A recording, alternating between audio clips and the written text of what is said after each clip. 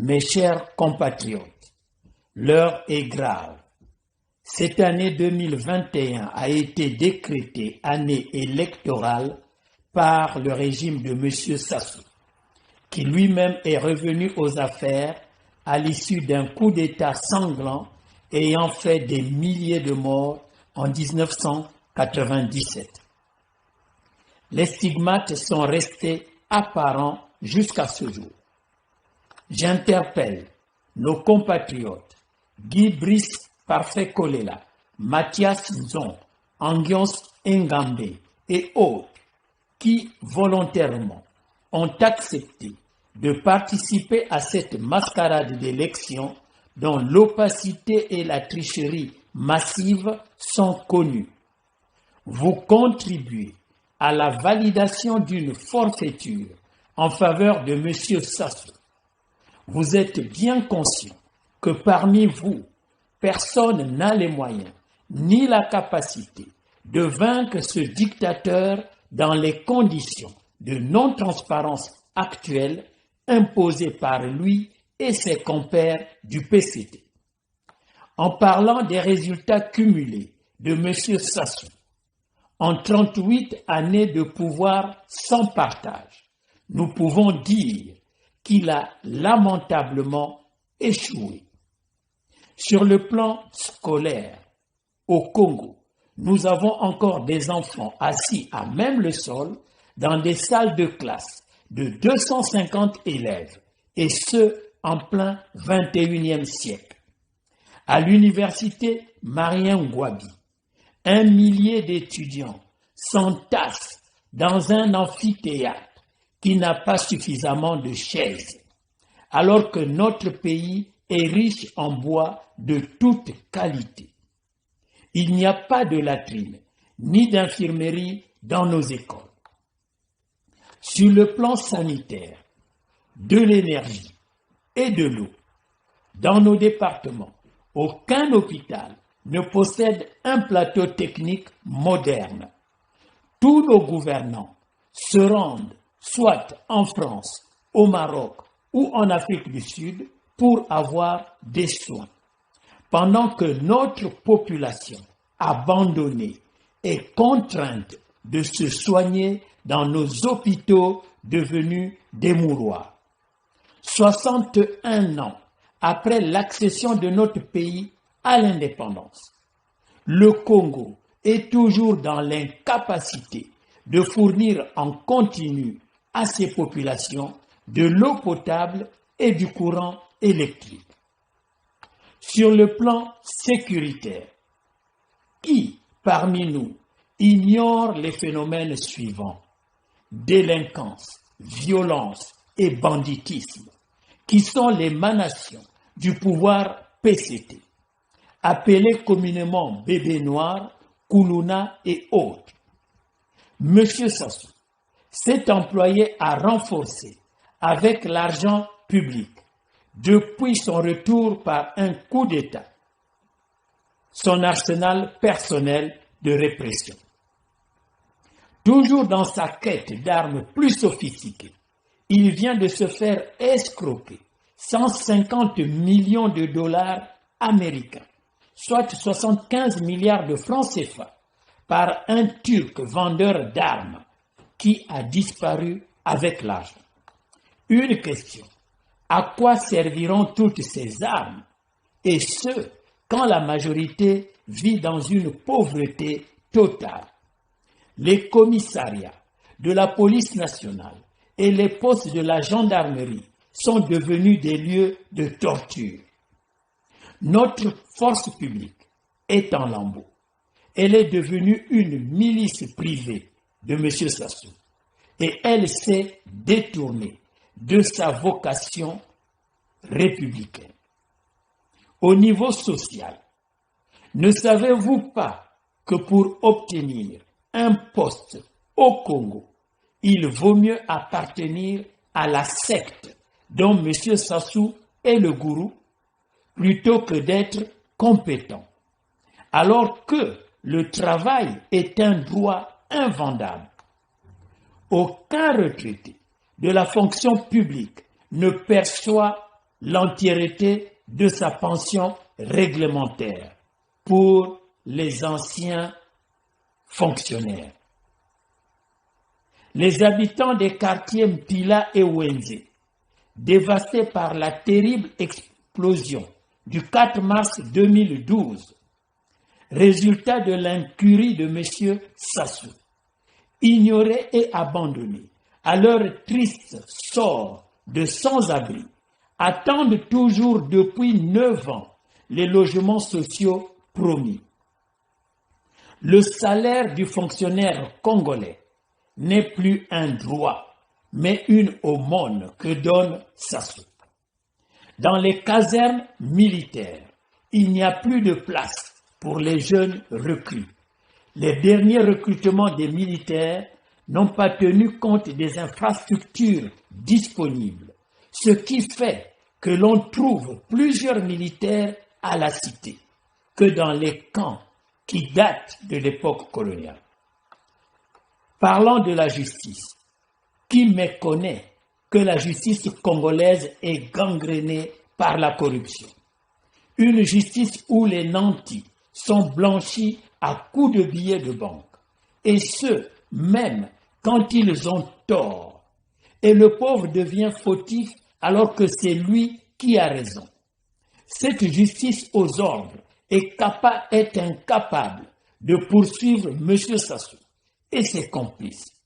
Ceux qui pillent, volent, braquent, cassent les caisses des finances publiques, planquent des sommes faramineuses à l'étranger et ont fait disparaître 14 000 milliards de francs CFA des générations futures sont impunis. Concernant les infrastructures, mes chers compatriotes, depuis l'indépendance jusqu'à ce jour, notre pays ne possède que 2 routes nationales qui ont été construites en 61 années et le Congo n'a pas d'autoroute. Aucune des 2 routes nationales n'est praticable de bout en bout. Les érosions menacent nos habitations lorsqu'il pleut à cause du manque de réflexion prospective sur l'avenir de nos villes. Et les inondations détruisent le peu de biens immobiliers et meubles que chacun de nous a acquis difficilement, augmentant la précarité et la misère parmi nous. Sur le plan de l'intégration sociale, dans le système de M. Sassou et du PCT, la politique du genre est un leurre. La justice sociale et l'égalité des chances n'existent pas. La femme est considérée comme un simple objet, un gadget de plaisir. Alors que la femme est égale à l'homme, elle doit être respectée sans pour autant être manipulée. Les personnes vivant avec un handicap sont ignorées par les hommes du PCT et de leur chef Sassou. Aucune réalisation, aucune initiative n'est entreprise pour leur totale intégration dans notre société. Parlant de la paix, s'agissant de la question spécifique de la paix, qui est devenue un refrain pour les hommes et femmes du PCT et dont la quintessence est galvaudée, je tiens à relever les faits suivants. En 1998, M. Sassou avait de la peine à rassembler le pays après son coup d'État, malgré un appui massif des supplétifs des armées étrangères et des mercenaires. Sous le prétexte de neutraliser les forces patriotiques de la résistance dans la partie sud du pays, il avait ordonné des bombardements des villages, d'autres ont été brûlés, des viols systématiques des femmes, des enlèvements et des assassinats des hommes. Ceci a poussé les populations à se réfugier dans les forêts. Ne pouvant contempler et assister en spectateurs la destruction de notre bien commun, le Congo. J'ai, à mon initiative personnelle, sillonné plusieurs pays africains pour rencontrer tour à tour les chefs d'État suivants: M. Eyadema du Togo, M. Bongo du Gabon, M. Kérékou du Bénin et M. Obiang Nguema de la Guinée équatoriale, pour dénoncer cette dérive et solliciter qu'ils intercèdent auprès de M. Sassou. Grâce à cet appui, j'ai pu rencontrer plusieurs fois M. Sassou à Malabo, en marge de la CEMAC, puis à Brazzaville, à Libreville. Nous nous sommes accordés sur le principe d'organiser des pourparlers de paix entre les deux parties et permettre une sortie pacifique à cette crise suite à des âpres discussions. Les personnalités proches de M. Sassou à cette période, M. Henri Njombo, Rodolphe Adada, Clément Nyerassa, Mathias Nzon, Gérard Bissindou, les généraux Pierre Oba et Gilbert Mokoki pourront le confirmer. Fort du succès de cette expérience, 20 ans plus tard, en 2018, en marge de la célébration du centenaire de l'armistice à Paris, j'ai été sollicité par M. Sassou pour organiser un dialogue inclusif. En homme épris de paix, civilisé et patriote, je n'ai pas refusé. Malheureusement, cette aventure n'a été pour M. Sassou qu'une opération de roublardise, pour lui éviter d'essuyer une honte inoubliable sur la place de Paris devant ses pairs du monde entier qui étaient venus assister aux festivités de l'armistice en France. M. Sassou aime utiliser le précepte de la paix quand ça l'arrange, mais pas quand cela arrange le pays. Sur le plan politique et de la coopération, M. Sassou est le principal fossoyeur de la cohésion nationale dans notre pays. C'est lui qui fait dans ses officines l'instabilité dans le pays. Il a modifié les emblèmes nationaux en y ajoutant illégalement l'image d'un éléphant. En dépit de nombreuses mises en garde et de multiples signaux alarmants, nationaux et internationaux, il s'entête à rester au pouvoir, et ce, malgré son incapacité et son inaptitude démontrée à gérer la chose publique. N'avez-vous pas remarqué, peuple congolais, l'entêtement de M. Sassou et sa surdité face à vos nombreux cris de détresse? Quand les forces patriotiques et politiques, dites de l'opposition, sollicitent une autorisation pour tenir un meeting, l'autorisation leur est refusée par les préfets et les maires des villes qui sont tous estampillés PCT ou apparentés.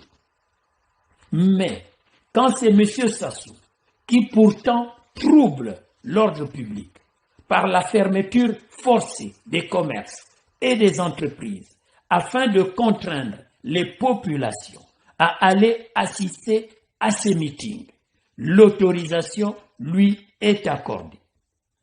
Nous demandons solennellement à nos partenaires internationaux, tant bilatéraux que multilatéraux, de ne plus injecter de l'argent au Congo à travers les circuits parallèles, parce que cet argent n'aide pas la population congolaise et contribue plutôt à enrichir les gouvernements à travers des montages mafieux. Sur le plan territorial, plusieurs départements, dont particulièrement le Poul, se retrouvent sinistrés et exsangues à cause de l'inhumanité de M. Sassou. Je réitère mon appel à tous les Congolais, de Betou à Kakamweka, de Swanké à l'île Mbamou. N'allez pas voter le 21 mars 2021. Restez chez vous à la maison. Je répète, n'allez pas voter le dimanche 21 mars. Vous êtes plus mature que ça et ne vous laissez plus tromper. Vous verrez les agents du PCT et leurs multiples organisations que vous ne connaissez même pas vous faire des promesses démagogiques en vous proposant des présents. Prenez, sans aucune hésitation, tout ce qu'ils vous donneront, argent liquide, casquettes, sacs de riz, kilos de poisson salé, bouteilles de boisson, t-shirts et autres gadgets. Tout cela a été payé par l'argent public volé qu'ils utilisent maintenant sous forme de dons. En 24 ans de règne sans partage, depuis son retour par un coup d'État en 1997, M. Sassou a provoqué un tsunami social. Nombreux des citoyens congolais sont en exil en raison du séparatisme pratiqué par son régime. Le gouvernement du Congo libre, dont j'ai la charge et la direction, s'engage à vos côtés pour sortir notre pays de la léthargie forcée et suicidaire que nous imposent M. Sassou et ses acolytes. Nous sommes dans l'obligation de le mettre à la retraite afin de reconstruire ensemble la cohésion nationale qui est cassée. Par ma voix, je proclame haut et fort que rien n'est éternel. La fin du régime de M. Sassou a sonné. Dieu, dans la Bible, dans le livre de 1 Samuel 15, au verset 11, dit « Je me réponds d'avoir établi, entre parenthèses, M. Sassou Nguesso, président, car il se détourne de moi et il n'observe point mes paroles. » Dans le noble Coran, au chapitre 9 du Repentir, verset 12, Allah dit, « Et si, après le pacte, ils violent leur serment et vous attaquent, combattez alors les chefs de la mécréance, car ils ne tiennent aucun serment. Peut-être cesseront-ils.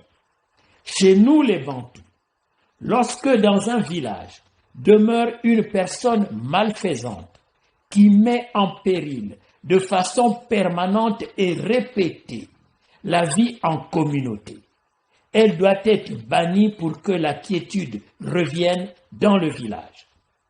Sur le plan spirituel et ésotérique, M. Sassou est fini. Je me tiens une fois de plus devant vous, non pas comme un prophète, mais comme votre humble serviteur, pour vous annoncer que cette année 2021 est l'année de la libération de notre maison commune, le Congo.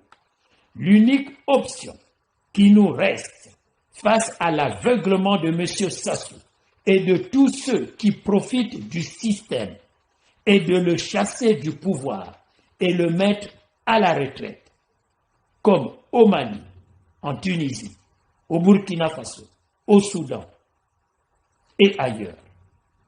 À nos compatriotes, cadres et personnalités injustement mises en prison par ce pouvoir, comme les généraux Jean-Marie Michel Mokoko, Norbert Dabira, M. André Okombi et d'autres moins bien connus. Je dis, je ne vous oublie pas et nous vous rassurons de la libération prochaine du Congo. J'appelle dès maintenant certains de nos officiers généraux, encore hésitants, à rejoindre les rangs du changement en raison de leurs valeurs républicaines. N'ayez pas peur, malgré les intimidations portées à votre endroit. Levons-nous, civils, agents de la force publique, hommes d'église, femmes, personnes vivant avec handicap, jeunes et vieux, pour sortir M. Sassou et sa clique des affaires nationales de notre pays. Gagnons et construisons ensemble la cohésion et la concorde nationale. Vive la renaissance du Congo, vive la République unie et indivisible.